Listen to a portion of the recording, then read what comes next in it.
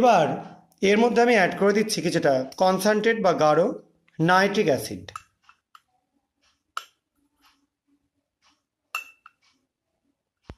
দেখো, এবার অ্যাড করবার পর আমরা একটু সামান্য এটাকে হিট করে নেব।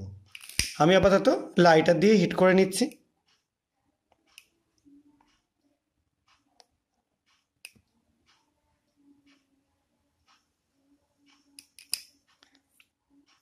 দেখো, এবার আমরা এই যে রিয়াকশানটা হতে শুরু হচ্ছে, দেখো অলরেডি এখানে কিছুটা ব্রাউন কালারের ভেপার তৈরি হচ্ছে।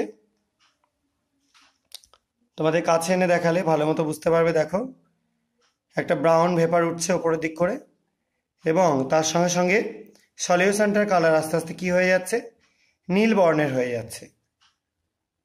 এবার এই যে রিয়াকশানটা হতে শুরু করছে, এই রিয়াকশানটা আলটিমেটলি কেন হচ্ছে সেটা আগে আমি এক্সপ্লেন করি।